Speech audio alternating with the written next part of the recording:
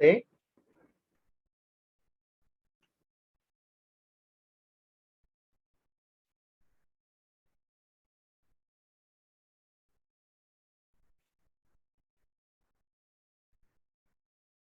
ನಮಸ್ತೆ. ನಮಸ್ತೆ ಸರ್. ನಮಸ್ತೆ.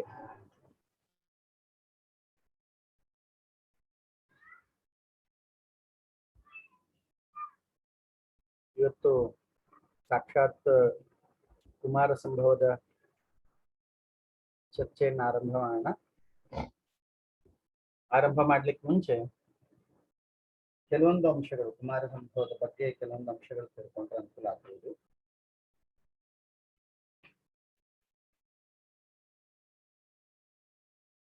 ಮೊದಲನೇದಾಗಿ ಕುಮಾರ ಸಂಭವದಲ್ಲಿ ಒಟ್ಟು 8 ಸರ್ಗಗಳಿದೆ.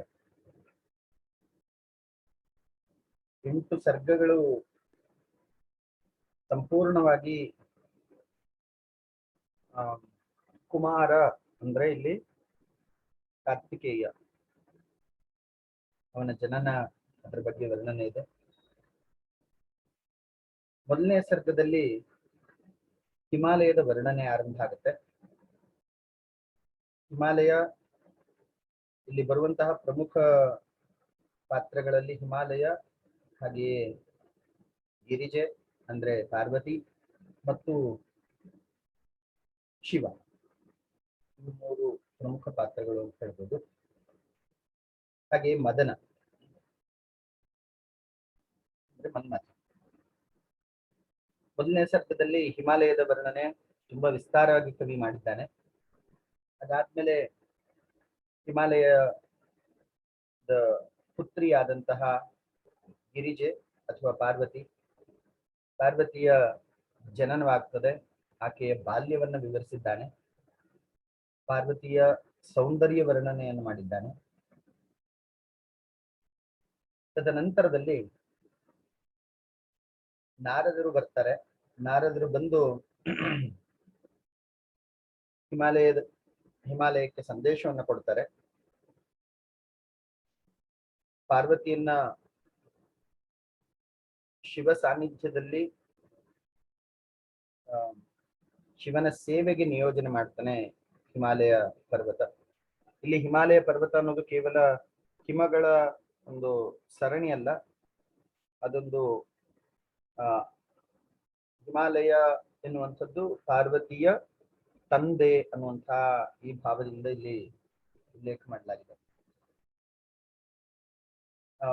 ಪಾರ್ವತಿಗೆ ತಕ್ಕನಾದಂತಹ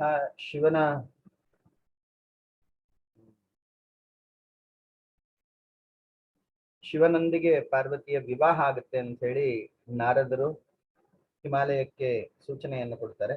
ಆಗ ಹಿಮಾಲಯ ಏನ್ ಮಾಡ್ತಾರೆ, ಪಾರ್ವತಿಯನ್ನ ತನ್ನ ಶಿವನಿಗೆ ಕೊಡುವಂತಹ ಸಂದರ್ಭದಲ್ಲಿ ಶಿವನ ಬಳಿ ಹೇಗೆ ಈ ವಿಚಾರವನ್ನ ಪ್ರಸ್ತಾವನೆ ಮಾಡುವುದು ಅಂತ ಹೇಳಿ ಒಂದು ರೀತಿಯ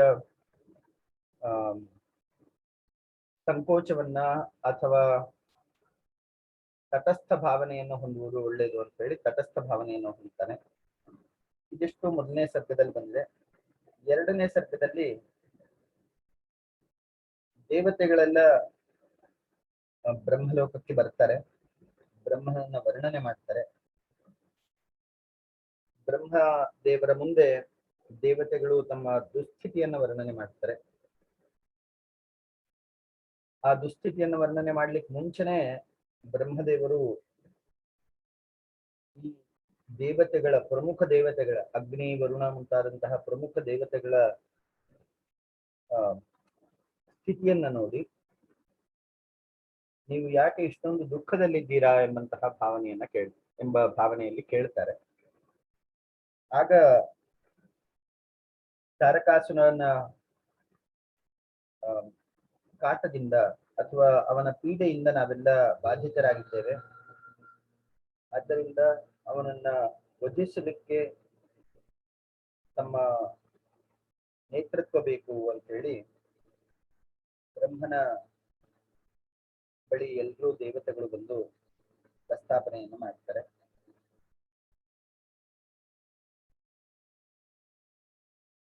ಮುಂದಿನ ಹಂತದಲ್ಲಿ ದೇವಸೇನಾನಿಯನ್ನ ನಿರ್ಮಾಣ ಮಾಡಬೇಕು ಅಂತ ಹೇಳಿ ದೇವಸೇನಾನಿಯನ್ನ ಸೃಷ್ಟಿಸುವಂತಹ ಪ್ರಸ್ತಾವನೆಯನ್ನ ಮಾಡಲಾಗ್ತದೆ. ಮುಂದೆ ಪಾರ್ವತಿ ಶಿವರ ಮಗನಾಗಿ ಈ ದೇವಸೇನಾನಿ ಅಥವಾ ಸುಬ್ರಹ್ಮಣ್ಯ ಅಂತ ಏನ್ ಹೇಳ್ತೇವೆ, ಆ ಸುಬ್ರಹ್ಮಣ್ಯ ದೇವತೆಯ ಜನನವಾಗ್ತದೆ.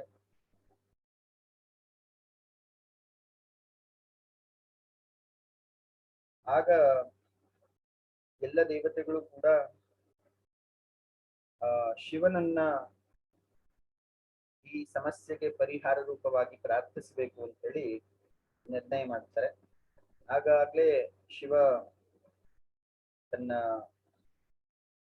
ಸಾಧನೆಗೋಸ್ಕರ ಕೇನಾಪಿ ಕಾರೇಣ ತಪಶ್ಚಕಾರ, ಕೇನಾಪಿ ಕಾರಣೇನ ತಪಃ ಚಕಾರ, ಯಾವುದೋ ಒಂದು ಕಾರಣದಿಂದ ತಪಸ್ಸಿಗೆ ಕುಳಿತಿರ್ತಾರೆ. ಶಿವನನ್ನ ತಪೋಭಂಗ ಮಾಡುವಂತಹ ಉದ್ದೇಶದಿಂದ ಮದನನನ್ನ ಪ್ರಾರ್ಥನೆ ಮಾಡ್ತಾರೆ ಎಲ್ಲ ದೇವತೆಗಳು. ಅದರಲ್ಲಿ ವಿಶೇಷವಾಗಿ ದೇವತೆಗಳ ಒಡೆಯನಾದಂತಹ ಇಂದ್ರನು ಮದನನನ್ನ ಕರೀತಾನೆ. ಮದನನನ್ನ ಕರೆದು ಕೂಡಲೇ ಮದನ ಪ್ರತ್ಯಕ್ಷನಾಗ್ತಾನೆ ಮತ್ತು ಇಂದ್ರನ ಆಸ್ಥಾನಕ್ಕೆ ಬರ್ತಾನೆ. ಆಸ್ಥಾನಕ್ಕೆ ಬಂದಾಗ ಮದನನಿಗೆ ವಿಶೇಷವಾದಂತಹ ಆತಿಥ್ಯವನ್ನ ಇಂದ್ರ ಕೊಡ್ತಾನೆ. ತನ್ನ ಸ್ಥಾನದ ಪಕ್ಕದಲ್ಲಿಯೇ ಕರೆಸಿಕೊಂಡು ಮದನನಿಗೆ ಸ್ಥಾನವನ್ನ ಕೊಡ್ತಾನೆ. ಮದನಿಗೆ ಆ ಒಂದು ಸ್ಥಾನ ಕೊಟ್ಟಾಗ ಅವನಿಗೆ ಎಲ್ಲಿಲ್ಲದ ಸಂತೋಷ ಆಗ್ತದೆ. ಆಗ ಇದೆಲ್ಲ 3ನೇ ಅಂಕದ ವಿಚಾರ. ಆಗ ಅವನು ದೇವಾದಿ ದೇವತೆಗಳ ಒಡೆಯನಾದಂತಹ ಇಂದ್ರನೇ ತನಗೆ ಈ ಒಂದು ಸ್ಥಾನ ಕೊಟ್ಟಿದ್ದಾನೆ ಅಂತ ತಿಳಿದು ಅತ್ಯಂತ ಹರ್ಷಿತನಾಗಿ ಮುಂದಿನ ಹಂತದಲ್ಲಿ ಮಾತಿನ ಓಘದಲ್ಲಿ ಅವನು ಅನೇಕ ವಿಚಾರಗಳನ್ನ ಪ್ರಸ್ತಾಪ ಮಾಡ್ಲಿಕ್ಕೆ ಆರಂಭ ಮಾಡ್ತಾನೆ. ತಾನು ನನ್ನ ಶಕ್ತಿ ಏನು ಮಾಡ್ಲಿಕ್ಕೆ ಸಾಧ್ಯ ಇದೆ ನನ್ನಿಂದ, ಹೀಗೆ ತನ್ನ ಶೌರ್ಯ ಪರಾಕ್ರಮವನ್ನೆಲ್ಲ ಹೇಳ್ತಾ ಶಿವನ ಮನಸ್ಸನ್ನೂ ಕೂಡ ನಾನು ಜಯಿಸಬಲ್ಲೆ ಎಂಬ ಕೊನೆಯ ಮಾತನ್ನು ಹೇಳ್ಬಿಡ್ತಾನೆ. ಆಗ ಇದೇ ಮಾತಿಗೋಸ್ಕರ ಕಾಯ್ತಾ ಇದ್ದಂತಹ ಇಂದ್ರ ಶಿವನ ತಪೋಭಂಗವನ್ನು ಮಾಡುವಂತಹ ಸಂದೇಶವನ್ನು ಕೊಡ್ತಾನೆ ಮದನನಿಗೆ. ಅದೇ ಉತ್ಸಾಹದಲ್ಲಿ ಮದನ ಶಿವನ ತಪೋಭಂಗಕ್ಕೆ ಎಲ್ಲ ಪ್ರಯತ್ನವನ್ನು ಮಾಡಲಿಕ್ಕೆ ಅವನು ಹಿಮಾಲಯ ಪರ್ವತಕ್ಕೆ ಬರ್ತಾನೆ. ಪರ್ವತದಲ್ಲಿ ಆಗ ತನ್ನ ಅನುಕೂಲಕರವಾದಂತಹ ವಸಂತ ಋತುವನ್ನ ಅವನು ಸೃಷ್ಟಿ ಮಾಡ್ತಾನೆ. ತನ್ನ ಪ್ರಭಾವದಿಂದ ವಸಂತ ಋತುವನ್ನ ಸೃಷ್ಟಿ ಮಾಡ್ತಾನೆ. ಆಗ ವಸಂತ ಋತು ಇರುವುದಿಲ್ಲ, ಆದ್ರೂ ಕೂಡ ವಸಂತ ಋತುವನ್ನ ಹಿಮಾಲಯ ಪರ್ವತದ ಶಿವ ಸಾನ್ನಿಧ್ಯದಲ್ಲಿ ವಸಂತ ಋತುವನ್ನ ಸೃಷ್ಟಿ ಮಾಡ್ತಾನೆ. ಎಲ್ಲ ಪಶು ಪಕ್ಷಿಗಳು ಕೂಡ ವಸಂತ ಋತುವಿನ ಸಹಜವಾದಂತಹ ನೈಸರ್ಗಿಕ ಚಲುವಿಗೆ ಅಥವಾ ನೈಸರ್ಗಿಕ ಸೌಂದರ್ಯಕ್ಕೆ ತಮ್ಮನ್ನ ತೊಡಗಿಸಿಕೊಳ್ತಾ ಅವು ಕೂಡ ಆನಂದದಲ್ಲಿರ್ತವೆ. ಇದನ್ನೆಲ್ಲ ಗಮನಿಸ್ತಾ ಇದ್ದ ಹಾಗೆ ಮದನ ತನ್ನ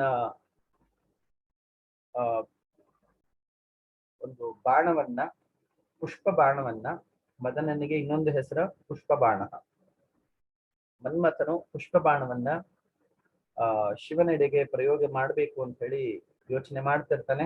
ಅಷ್ಟರೊಳಗಾಗ್ಲೇ ಶಿವನಿಗೆ ಮನೋವಿಕಾರದ ಛಾಯೆ ಉಂಟಾಗ್ತದೆ. ಆಗ ಅವನು ಕಾಮದ ಕಣ್ಣಿನಿಂದ ಅರೆ ಕ್ಷಣ ತನಗೆ ಸೇವೆ ಮಾಡ್ತಿದ್ದಂತಹ ಪಾರ್ವತಿಯ ಬಗ್ಗೆ ಅರೆ ಕ್ಷಣ ಕಾಮದ ಕಣ್ಣಿನಿಂದ ನೋಡ್ತಾನೆ. ಕೂಡ್ಲೆ ಅವನು ಜಾಗೃತನಾಗ್ತಾನೆ. ನನ್ನ ಮನೋವಿಕಾರಕ್ಕೆ ಕಾರಣ ಏನು ಅಂತ ಹೇಳಿ ಅಲ್ಲಿ ಮದನ ಇರುವುದನ್ನ ಗಮನಿಸ್ತಾನೆ. ಈ ಮನ್ಮಥನೇ ನನ್ನ ಮನೋವಿಕಾರವನ್ನು ಉಂಟು ಮಾಡ್ತಾ ಇದ್ದಾನೆ ಅಂತ ಹೇಳಿ ಕೂಡ್ಲೆ ಮನ್ಮಥನನ್ನ ಸುಟ್ಟು ಬೂದಿ ಮಾಡ್ತಾನೆ. ತದನಂತರದಲ್ಲಿ ತಾರಕಾಸುರ ಜನಿಸ್ತಾನೆ. ತಾರಕಾಸುರನ ಜನದ ಮುಂಚೆ ಆ ಎಲ್ಲ ದೇವತೆಗಳು ಕೂಡ ಕ್ರೋಧಂ ಪ್ರಭೋ ಸಂಹರ ಸಂಹರೇತಿ, ಕ್ರೋಧವನ್ನ ಆ ಸಹಿಸಿಕೋ ಅಂತ ಹೇಳಿ ಎಲ್ಲರೂ ಕೂಡ ಪ್ರಾರ್ಥನೆ ಮಾಡ್ತಾರೆ ದೇವತೆಗಳು ಶಿವನಿಗೆ. ಆಗ ಶಿವನು ಶಾಂತನಾಗ್ತಾನೆ. ಶಾಂತನಾದಾಗ ಎಲ್ಲ ದೇವತೆಗಳು ಶಿವನ ಬಳಿ ಬಂದು ತಮ್ಮ ಸಂಕಷ್ಟವನ್ನು ಹೇಳ್ಕೊಳ್ತಾರೆ. ಈ ರೀತಿ ತಾರಕಾಸುರ ನಮಗೆ ಇನ್ನಿಲ್ಲದ ಸಂಕಷ್ಟವನ್ನು ಉಂಟು ಮಾಡ್ತಾ ಇದ್ದಾನೆ ಅಂತ ಹೇಳ್ಕೊಳ್ತಾರೆ. ಆಗ ಈ ದೇವತೆಗಳ ಮನವಿ ಅಥವಾ ಅವರ ವಿನಂತಿಯ ಮೇರೆಗೆ ಅವನು ಶಿವ ತನ್ನ ಕೋಪವನ್ನು ಕಡಿಮೆ ಮಾಡ್ಕೊಳ್ತಾನೆ. ಮುಂದೆ ಶಿವ ಮತ್ತು ಪಾರ್ವತಿಯರ ವಿವಾಹ ಉಂಟಾಗ್ತದೆ. ಈ 5ನೇ ಸರ್ಗದಲ್ಲಿ ವಿಶೇಷವಾಗಿ ಅವರಿಬ್ಬರ ಪ್ರಣಯವನ್ನ ಅಥವಾ ಪ್ರೇಮವನ್ನ ಕವಿ ತುಂಬಾ ವಿಸ್ತಾರವಾಗಿ ಹೇಳಿದ್ದಾನೆ. ಆರಂಭದಲ್ಲಿ ಪಾರ್ವತಿಯು ತನ್ನ ಸೌಂದರ್ಯದಿಂದಲೇ ಶಿವನನ್ನ ಜಯಿಸಿಬಿಡ್ತೇನೆ ಅನ್ನುವಂತಹ ಒಂದು ಅಹಂಕಾರದಿಂದ ಶಿವನ ಸೇವೆಯಲ್ಲಿ ಇರ್ತಾಳೆ. ಆದ್ರೆ ಆಕೆಯ ಸೌಂದರ್ಯದಿಂದ ಶಿವನನ್ನು ಜಯಿಸ್ಲಿಕ್ಕೆ ಆಗುದಿಲ್ಲ. ಆಗ ಆಕೆ ಸಂಪೂರ್ಣವಾಗಿ ಅಹಂಕಾರವನ್ನ ಕಳೆದುಕೊಂಡು ವಿನಯ ಭಾವದಿಂದ ಶಿವ ಸೇವೆಗೆ ತನ್ನನ್ನ ತೊಡಗಿಸಿಕೊಳ್ತಾಳೆ. ಆಗ ಶಿವ ಪಾರ್ವತಿಯನ್ನ ಸ್ವೀಕರಿಸ್ತಾನೆ ಮತ್ತು ಅವರಿಬ್ಬರ ವಿವಾಹದ ನಂತರ ತಾರಕಾಸುರನ ವಧಿಸುವಂತಹ ಸುಬ್ರಹ್ಮಣ್ಯನ ಜನನ ಉಂಟಾಗ್ತದೆ. ತದನಂತರದಲ್ಲಿ ಸುಬ್ರಹ್ಮಣ್ಯ ತಾರಕಾಸುರನ ವಧಿಸ್ತಾನೆ ಅನ್ನುವಂತಹ ಈ ಕಥೆ ಇಲ್ಲಿ ವಿಸ್ತಾರವಾಗಿ ಮೂಡಿ ಬಂದಿದೆ. ಇದು ಶೈಲಿ, ಇಲ್ಲಿ 3 ಪ್ರಕಾರದ ಶೈಲಿ ಇರುವಂತದ್ದನ್ನ ಗಮನಿಸಬಹುದು.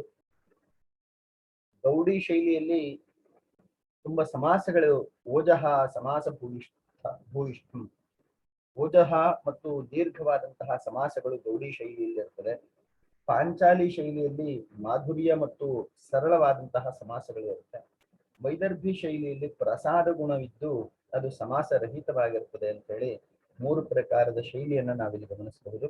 ಅದರಲ್ಲಿ ವಿಶೇಷವಾಗಿ ಪಾಂಚಾಲಿ ಶೈಲಿ ಅದು ಮಾಧುರ್ಯ ಮತ್ತು ಸರಳವಾದಂತಹ ಸಮಾಸಗಳನ್ನು ಹೊಂದಿರುತ್ತದೆ. ಇದು ಇಲ್ಲಿಯ ಒಂದು ವಿಶೇಷತೆ. ಕವಿ ಈ ಕುಮಾರ ಸಂಭವದಲ್ಲಿ ತನ್ನ ಪ್ರಬುದ್ಧತೆಯನ್ನು ಮೆರೆದಿದ್ದಾನೆ ಅಂತ ಹೇಳಿ ಅನೇಕರು ವಿಮರ್ಶಕರು ಅಭಿಪ್ರಾಯ ಪಡ್ತಾರೆ. ಈಗ ನಾವು ಶ್ಲೋಕವನ್ನ ಅರ್ಥೈಸಿಕೊಳ್ಳಿಕ್ಕೆ ಪ್ರಯತ್ನ ಮಾಡೋಣ. ಮೊದಲನೆಯ ಶ್ಲೋಕ ಮಂಗಲ ಶ್ಲೋಕ ಅಂತ ಹೇಳಲ್ಪಡುತ್ತದೆ. ನಿಮ್ಗೆ ಇಲ್ಲಿ ಸ್ಕ್ರೀನ್ ಶೇರ್ ಮಾಡಿದ್ದೇನೆ. ಮಂಗಲ ಶ್ಲೋಕದಲ್ಲಿ 3 ಪ್ರಕಾರವಾದಂತಹ ಮಂಗಲ ಹಿಂದೆ ನಾವು ನಾಟಕದಲ್ಲಿಯೂ ಈ ಮಂಗಲದ ಬಗ್ಗೆ ಚರ್ಚೆ ಮಾಡಿದ್ವಿ. ಮತ್ತೊಮ್ಮೆ ನಿಮಗೆ ಸ್ಮರಣೆ ಮಾಡ್ಲಿಕ್ಕೋಸ್ಕರ ಅದನ್ನು ಹೇಳ್ತಾ ಇದ್ದೇನೆ. ಮೊದಲನೇದು ಆಶೀಹಿ, ಎರಡನೇದು ನಮಸ್ಕ್ರಿಯ, ಮೂರನೇದು ವಸ್ತು ನಿರ್ದೇಶ. ಈ ಆಶೀಹಿ ಅಂದ್ರೆ ಆಶೀರ್ವಾದವನ್ನು ಬೇಡುವಂಥದ್ದು, ನಮಸ್ಕ್ರಿಯ ನಮಸ್ಕಾರವನ್ನ ಸೂಚಿಸುವಂಥದ್ದು, ವಸ್ತು ನಿರ್ದೇಶ ಎಂದ್ರೆ ತನ್ನ ಇಡೀ ಕಥೆಯಲ್ಲಿ ಬರುವಂತಹ ಪ್ರಮುಖವಾದಂತಹ ಪಾತ್ರದ ಅಥವಾ ಪಾತ್ರಗಳ ನಿರ್ದೇಶವನ್ನ ಉಂಟು ಮಾಡುವಂಥದ್ದು, ಅದ್ರ ಬಗ್ಗೆ ಉಲ್ಲೇಖವನ್ನ ಕೊಡುವಂಥದ್ದು. ಈ ರೀತಿ 3 ಪ್ರಕಾರವಾದ ಮಂಗಲ ಇದೆ. ಇಲ್ಲಿ ಯಾವ ಮಂಗಲ ಇದೆ ಅನ್ನೋದನ್ನ ನೀವು ಗುರುತು ಮಾಡಿ. ಮೊದಲನೇದಾಗಿ ಶ್ಲೋಕದ ಕಡೆ ಹೋಗುವ.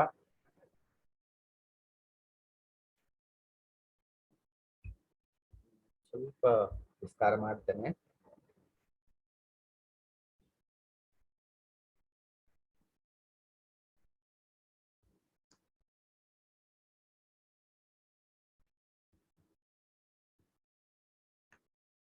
अस्त्युत्तरस्यां दिशि देवतात्मा हिमालयो नाम नगाधिराजः पूर्वापरौ तोयनिधिवगाह्य स्थितः पृथिव्या इव मानदण्डः।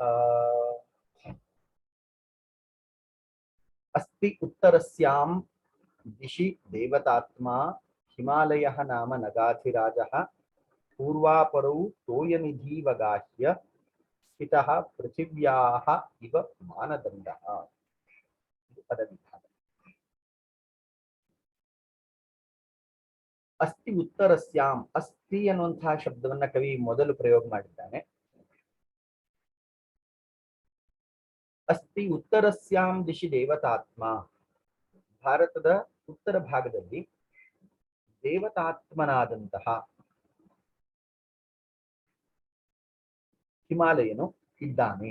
ಅಸ್ತಿ ಉತ್ತರಸ್ಯಾಂ ದಿಶಿ ದೇವತಾತ್ಮ ಹಿಮಾಲಯೋ ನಾಮ ನಗಾಧಿರಾಜ. ನಗಾಧಿರಾಜ ಎಂಬ ಶಬ್ದಕ್ಕೆ ನ ಗಚ್ಚಂತಿ ಇತಿ ನಗಃ, ಯಾವುದು ಚಲನಶೀಲ ಇಲ್ಲವೋ ನಿಶ್ಚಲವಾಗಿರುತ್ತದೋ ಅಂಥದ್ದನ್ನ ನಗಾಹ ಅಂತ ಹೇಳ್ತಾರೆ. ಇಲ್ಲಿ ಪರ್ವತಗಳು ಅಂತ ಅರ್ಥ. ಈ ಪರ್ವತಗಳ ಅಧಿರಾಜ, ಪರ್ವತಗಳ ರಾಜನಂತಿರುವ ಹಿಮಾಲಯನು ಭಾರತದ ಉತ್ತರ ಭಾಗದಲ್ಲಿದ್ದಾನೆ. ಅಸ್ತಿ ಉತ್ತರಸ್ಯಾಂ ದಿಶಿ ದೇವತಾತ್ಮ. ಅಂತಹ ಹಿಮಾಲಯ ಎರಡು ವಿಶೇಷಣಗಳನ್ನ ಕವಿ ಕೊಟ್ಟಿದ್ದಾನೆ. ಹಿಮಾಲಯ ಎಂಥವನು ಅಂದ್ರೆ ದೇವತಾತ್ಮನು ಮತ್ತು ನಗಾಧಿರಾಜನು. ಅವನು ದೇವತಾ ಸ್ವರೂಪನು, ಹಾಗೆಯೇ ನಗಾಧಿರಾಜನು, ಎಲ್ಲ ಪರ್ವತಗಳ ರಾಜನಾಗಿದ್ದಾನೆ, ಅಧಿಪತಿಯಾಗಿದ್ದಾನೆ. ಮುಂದಿನ ಪಾದದಲ್ಲೂ ಕೂಡ ಹಿಮಾಲಯದ ವಿಸ್ತಾರವನ್ನ ಹೇಳ್ತಾರೆ. ಪೂರ್ವಾಪರೌ ತೋಯನಿಧಿವಗಾಹ್ಯ. ಪೂರ್ವಾಪರೌ ತನ್ನ ಬೇರುಗಳನ್ನ ಎಲ್ಲಿಯವರೆಗೆ ಚಾಚಿಕೊಂಡಿದ್ದಾನೆ ಹಿಮಾಲಯ ಅಂದ್ರೆ ಪೂರ್ವ ಮತ್ತು ಅಪರ ಸಮುದ್ರಗಳಲ್ಲಿ ತನ್ನ ಬೇರುಗಳನ್ನ ಅಥವಾ ತನ್ನ ವ್ಯಾಪ್ತಿಯನ್ನ ಪಸರಿಸಿಕೊಂಡಿದ್ದಾನೆ. ಅಂಥ ಹಿಮಾಲಯವು ಸ್ಥಿತಃ ಪೃಥಿವ್ಯಾ ಇವ ಮಾನದಂಡ, ಪೃಥಿವಿಯ ಮಾನದಂಡದಂತೆ. ಮಾನದಂಡ ಅನ್ನೋ ಶಬ್ದಕ್ಕೆ ಆಂಗ್ಲ ಭಾಷೆಯಲ್ಲಿ ಸ್ಕೇಲ್ ಅಂತ ಹೇಳ್ತೀವಲ್ಲ, ತಕ್ಕಡಿ. ಹೇಗೆ ತಕ್ಕಡಿಯು ಎರಡೂ ಭಾಗದ ಮಧ್ಯೆ ನಿಂತು ಎರಡರ ತೂಕವನ್ನು ಸಮತೋಲನ ಮಾಡ್ಲಿಕ್ಕೆ ಪ್ರಯತ್ನ ಮಾಡ್ತಾ ಇರುತ್ತೋ, ಆ ಥರ ಹಿಮಾಲಯವು ಕೂಡ ಈ ತನ್ನ ಬಾಹುಗಳನ್ನ ಪೂರ್ವ ಮತ್ತು ಅಪರ ಸಮುದ್ರಗಳಲ್ಲಿ ಚಾಚಿಕೊಂಡು ಎಲ್ಲ ಪರ್ವತಗಳ ರಾಜನಂತೆ ದೇವತಾತ್ಮನಾಗಿದ್ದಾನೆ ಅಂತ ಹೇಳಿ ಕವಿ ಹಿಮಾಲಯದ ವರ್ಣನೆಯನ್ನ ಆರಂಭ ಮಾಡಿದ್ದಾರೆ. ಇದೊಂದು ಪ್ರಮುಖವಾದ ಶ್ಲೋಕ ಉಲ್ಲೇಖ ಮಾಡಲ್ಪಟ್ಟಿದೆ. ಯಾವನ್ಮಾತ್ರ ಪೃಥಿವಿ ತಾವನ್ಮಾತ್ರೋ ಹಿಮಾಲಯ, ಯಾವನ್ಮಾತ್ರೋ ಹಿಮಾಲಯ ತಾವನ್ಮಾತ್ರ ಪೃಥಿವಿ. ಹಿಮಾಲಯ ಎಷ್ಟು ವಿಸ್ತೃತವಾಗಿದೆ ಅಂದ್ರೆ ಹಿಮಾಲಯದಷ್ಟು ಭೂಭಾಗ ಇದೆ ಮತ್ತು ಭೂಭಾಗದಷ್ಟು ಹಿಮಾಲಯ ಇದೆ. ಅಷ್ಟು ವಿಸ್ತೃತವಾದಂತಹ ಹಿಮಾಲಯ ಪರ್ವತ ಅಂತೇಳಿ ಈ ಶ್ಲೋಕ ಉಲ್ಲೇಖ ಮಾಡಲ್ಪಟ್ಟಿದೆ. ಇಲ್ಲಿ ಕವಿ ಹಿಮಾಲಯದ ವರ್ಣನೆಯನ್ನ ಮೊದಲನೆಯ ಶ್ಲೋಕದಿಂದ 17ನೆಯ ಶ್ಲೋಕದವರೆಗೆ ಮಾಡ್ತಾನೆ. ಇನ್ನು ಮುಂದಿನ 16 ಶ್ಲೋಕಗಳು, ಒಟ್ಟು 17 ಶ್ಲೋಕಗಳು ಹಿಮಾಲಯದ ವರ್ಣನೆಯಲ್ಲಿಯೇ ನಿರತವಾಗಿದೆ. ಇಲ್ಲಿ ವಗಾಹ್ಯ ಅನ್ನುವಂತಹ ಶಬ್ದ ಸ್ವಲ್ಪ ವಿಶೇಷವಾದಂತಹ ಶಬ್ದ. ಹಿಮಾಲಯವು ತನ್ನ ಬಾಹುಗಳನ್ನ ಅಲ್ಲಿಯವರೆಗೆ ಪ್ರವೇಶಪಡಿಸಿ, ಪ್ರವಿಶ್ಯ ಅಂತರ್ಥ. ತೋಯನಿಧಿ ವಗಾಹ್ಯ ಸ್ಥಿತಃ ಪೃಥಿವ್ಯಾ ಇವ ಮಾನದಂಡ. ಈ ಹಿಮಾಲಯದ ವ್ಯಾಪ್ತಿಯಷ್ಟು, ಅವನ ಅಗಾಧತೆಯಂಥದ್ದು, ದೇವತಾತ್ಮನಾಗಿದ್ದಾನೆ ಮತ್ತು ಪೃಥಿವ್ಯಾ ಮಾನದಂಡ ಇವ ಸ್ಥಿತಃ, ಪೃಥಿವಿಯ ಅಥವಾ ಭೂಭಾಗದ ತಕ್ಕಡಿಯಂತೆ ಅವನು ನಿಂತಿದ್ದಾನೆ. ಅಂತಹ ಗಾಂಭೀರ್ಯ ಮತ್ತು ವೈಶಾಲ್ಯವನ್ನ ಇಲ್ಲಿ ಕವಿ ಹೇಳ್ತಾ ಇದ್ದಾನೆ. ಇಷ್ಟು ಮೊದಲನೇ ಶ್ಲೋಕದ ವರ್ಣನೆ. ಮತ್ತೊಮ್ಮೆ ಶ್ಲೋಕ ಓದ್ತೇನೆ. ಅಸ್ತ್ಯುತ್ತರಸ್ಯಾಂ ದಿಶಿ ದೇವತಾತ್ಮಾ ಹಿಮಾಲಯೋ ನಾಮ ನಗಾಧಿರಾಜಃ ಪೂರ್ವಾಪರೌ ತೋಯನಿಧೀವ ಗಾಹ್ಯ ಸ್ಥಿತ ಪೃಥಿವ್ಯಾ ಇವ ಮಾನದಂಡಃ.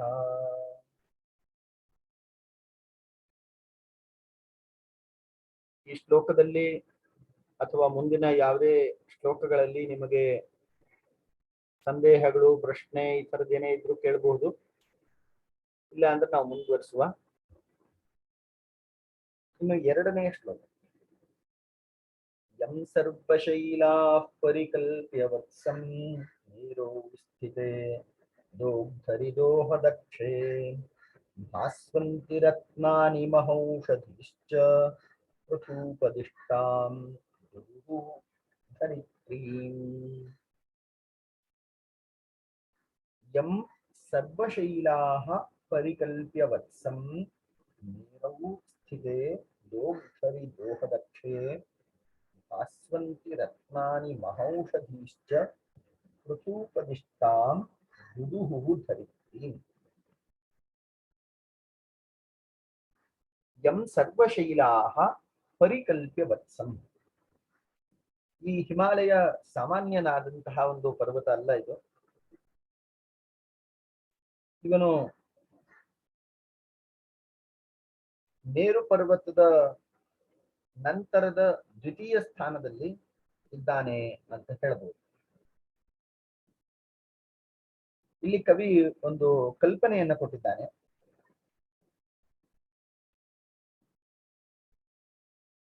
ಯಂ ಸರ್ವಶೈಲಾಃ ಪರಿಕಲ್ಪ್ಯ ವತ್ಸಂ. ಯಾರು ಟಚ್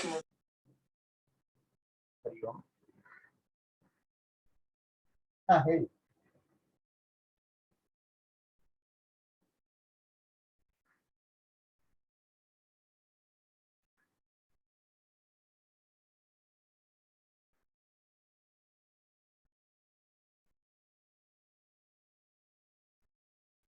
ಯಾರೋ ಆರಂಭ ಮಾಡಿದ್ರು, ಸರಿ ಪ್ರಶ್ನೆ ಗೊತ್ತಾಗ್ಲಿಲ್ಲ.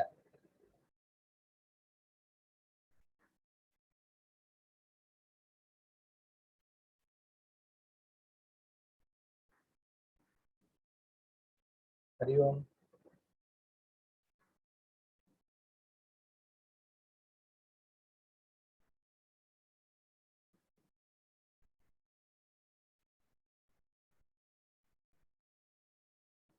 ಫೈನ್. ಇನ್ನು ಪ್ರಶ್ನೆ ಇಲ್ಲ ಅಂತ ಅನ್ಸುತ್ತೆ.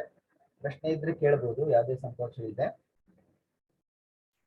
ಇಲ್ಲಿ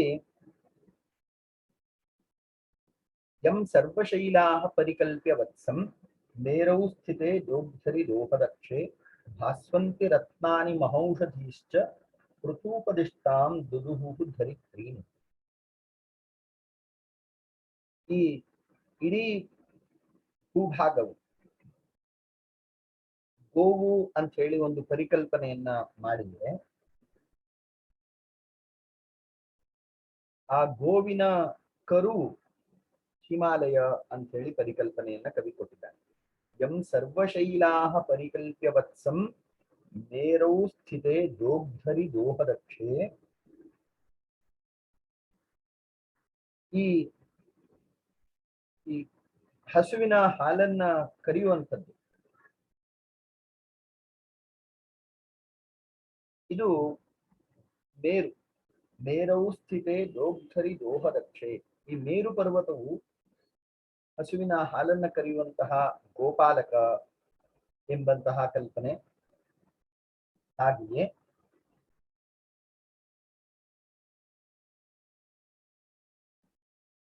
ಈ ಹಾಲನ್ನ ಕರೀಲಿಕ್ಕೆ ಆಜ್ಞೆಯನ್ನ ಕೊಟ್ಟದ್ದು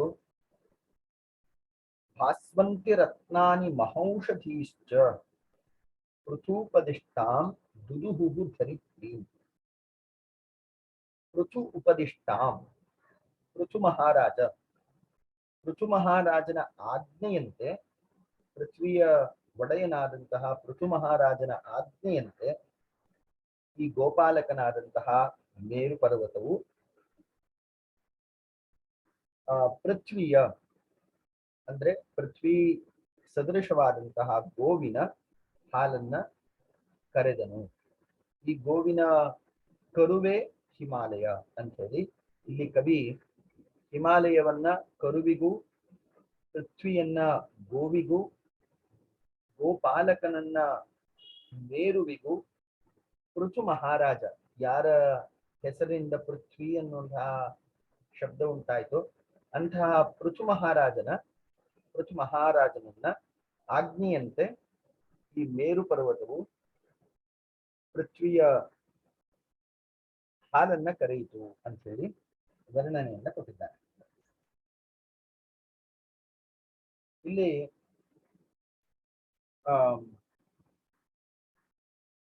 ಪೃಥ್ವಿಯ ಭಾಸ್ವಂತಿ ರತ್ನಾನಿ ಮಹೌಷಧೀಶ್ಚ, ರತ್ನ ಮತ್ತು ಔಷಧಿ ಗುಣಗಳುಳ್ಳಂತಹ ಎಲ್ಲ ವಸ್ತುಗಳು ಪೃಥ್ವಿಯಲ್ಲಿ ಇದೆ. ಅಂತಹ ಪೃಥ್ವಿಯ ಹಾಲನ್ನ ಕರೆಯುವಂಥದ್ದು ಇಲ್ಲಿ ಮೇರು ಪರ್ವತ ಅಥವಾ ಗೋಪಾಲಕ. ಈ ಗೋಪಾಲಕನು ಹಿಮಾಲಯ ಎಂಬಂತಹ ಕರುವಿನ ಸಹಾಯದಿಂದ ರತ್ನಗಳನ್ನು ಮತ್ತು ಔಷಧಿಗಳನ್ನು ಪೃಥ್ವಿಯಿಂದ ಪಡೆದನು ಅನ್ನುವಂತಹ ಉಲ್ಲೇಖ ಮಾಡಿದ್ದಾನೆ.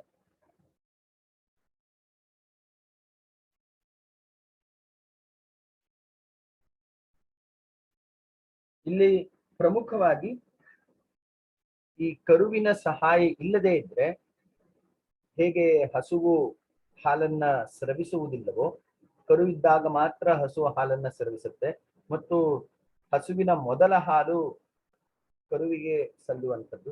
ಆದ್ರಿಂದ ಹಾಲನ್ನ ಕರೆಯಲಿಕ್ಕೆ ಮುಂಚೆ ಮೊದಲು ಕರುವನ್ನ ಬಿಡ್ತಾರೆ. ಆಗ ಕರುವಿಗೋಸ್ಕರ ಹಸು ಸಂಪೂರ್ಣವಾಗಿ ಹಾಲನ್ನ ಸ್ರವಿಸ್ಲಿಕ್ಕೆ ಆರಂಭ ಮಾಡ್ತದೆ.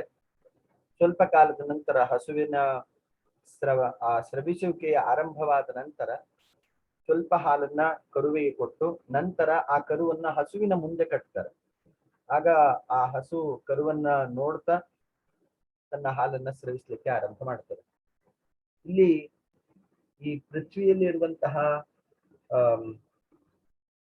ರತ್ನಗಳು ಮತ್ತು ಔಷಧಿಗಳು ಇದು ಹಿಮಾಲಯದ ಕೃಪೆಯಿಂದ ಎಲ್ಲರಿಗೂ ದೊರಕಿದೆ ಅನ್ನುವಂಥದ್ದು ಈ ಶ್ಲೋಕದ ತಾತ್ಪರ್ಯ ಅರ್ಥ.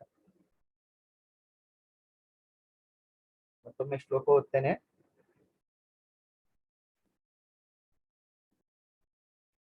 ಯಂ ಸರ್ವಶೈಲಾ ಪರಿಕಲ್ಪ್ಯ ವತ್ಸಂ ಮೇರೌ ಸ್ಥಿತೇ ದೋಗ್ಧರಿದೋಹದಕ್ಷೇ ಭಾಸ್ವಂತಿ ರತ್ನಾನಿ ಮಹೌಷಧೀಶ್ಚ ಪೃಥುಪದಿಷ್ಟಾಂ ಧರಿತ್ರೀಂ.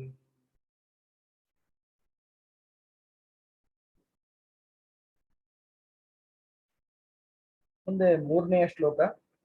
ಇಲ್ಲಿ ಕೆಲವೊಂದು ಪ್ರಮುಖವಾದಂತಹ ಶ್ಲೋಕ ಮತ್ತು ಪಂಕ್ತಿಗಳಿವೆ, ಅದನ್ನ ಗುರುತು ಹಾಕೊಳ್ಳಿ. 1ನೇ ಶ್ಲೋಕವನ್ನ ಅವಶ್ಯವಾಗಿ ಕಂಠಪಾಠ ಮಾಡಲೇಬೇಕು. ಅತ್ಯಂತ ಪ್ರಮುಖವಾದಂತಹ ಶ್ಲೋಕ. ಅತ್ಯುತ್ತರಸ್ಯಾಂ ದಿಶಿ ದೇವತಾತ್ಮ 1ನೇ ಶ್ಲೋಕ. ಇಡೀ ಶ್ಲೋಕವನ್ನ ನೀವು ಕಂಠಸ್ಥೀಕರಣ ಮಾಡಬೇಕು. ಪ್ರಮುಖವಾದಂತಹ ಶ್ಲೋಕ. ನಿಮ್ಗೆ ಅದ್ರ ಬಗ್ಗೆ ಸಾಮಾನ್ಯವಾಗಿ ಉಲ್ಲೇಖ ಬಂದೇ ಬರ್ತದೆ ಮತ್ತು ಬಳಸ್ಲಿಕ್ಕೆ ನಿಮ್ಗೆ ಪ್ರತ್ಯಕ್ಷವಾಗಿ ಅಥವಾ ಪರೋಕ್ಷವಾಗಿ ಆ ಶ್ಲೋಕವನ್ನ ಪ್ರಧಾನ ಪ್ರಶ್ನೆಯಲ್ಲಿ ನೀವು ಬಳಸಲಿಕ್ಕೂ ಸಾಧ್ಯ ಇದೆ. ಇನ್ನು 3ನೇ ಶ್ಲೋಕದ 2ನೇ ಪಂಕ್ತಿ ಅಂದ್ರೆ 3ನೇ ಶ್ಲೋಕದ 3 ಮತ್ತು 4ನೇ ಪಾದಗಳು, ಇದನ್ನು ಗುರುತು ಹಾಕೊಳ್ಳಿ.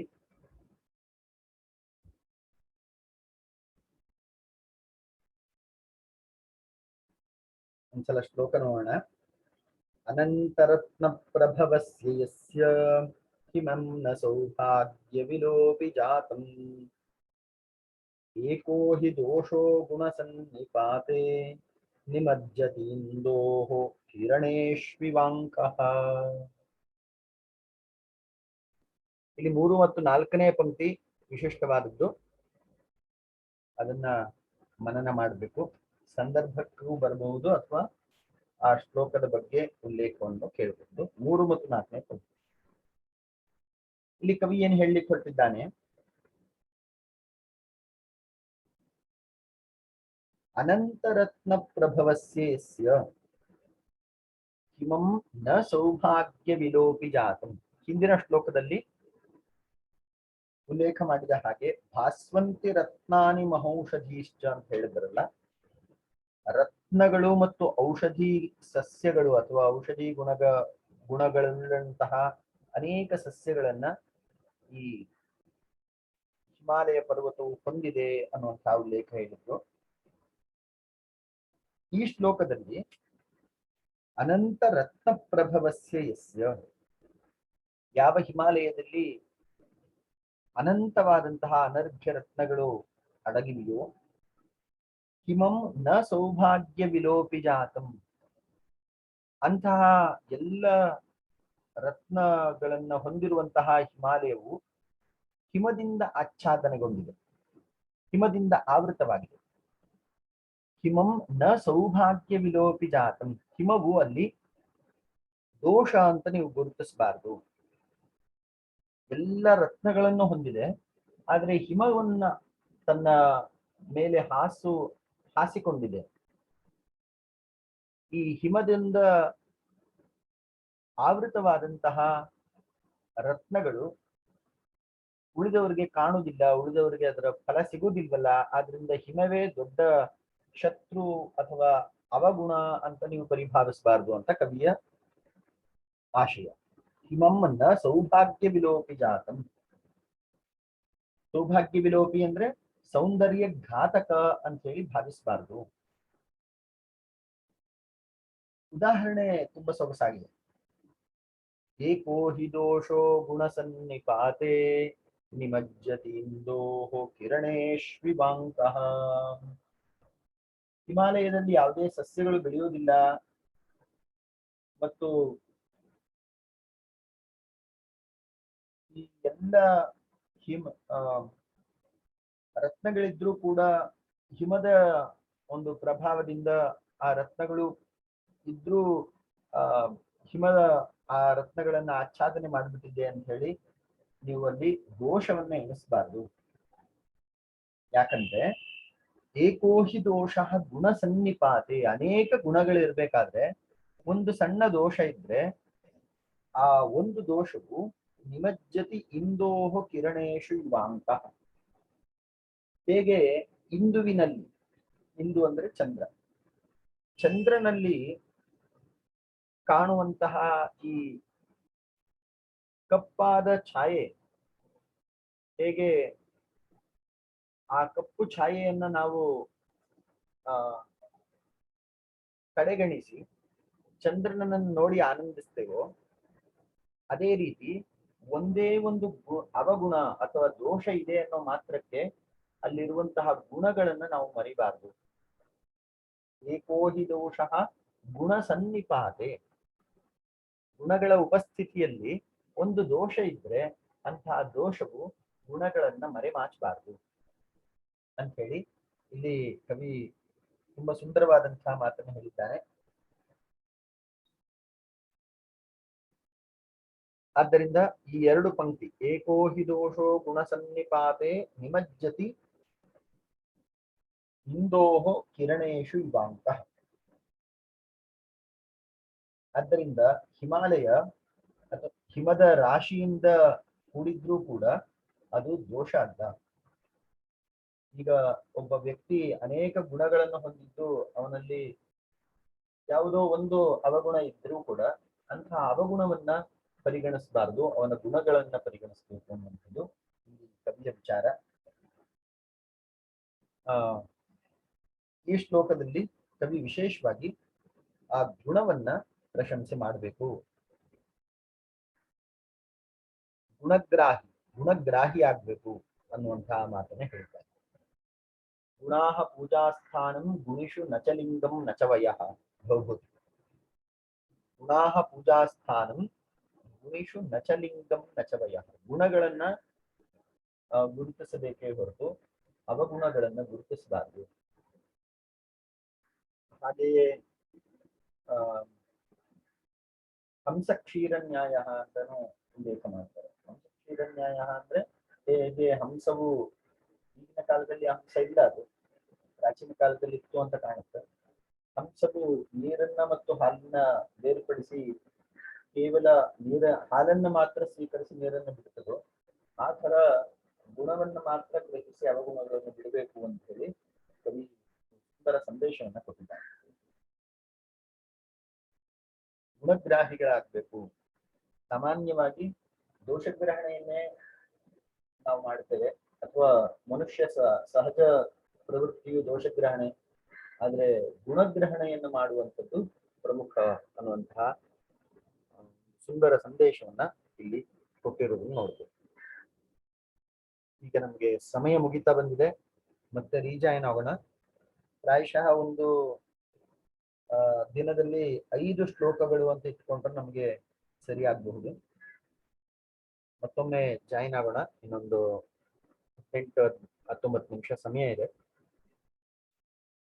3 ಶ್ಲೋಕ ಆಗಿದೆ. 4 ಮತ್ತು 5ನೇ ಶ್ಲೋಕವನ್ನ ಚರ್ಚೆ ಮಾಡಿ ಇವತ್ತಿನ ಚರ್ಚಾವಧಿಯನ್ನು ಸಮಾಪ್ತಿಗೊಳಿಸ್ಕೊಳ್ಳೋಣ. Please rejoin.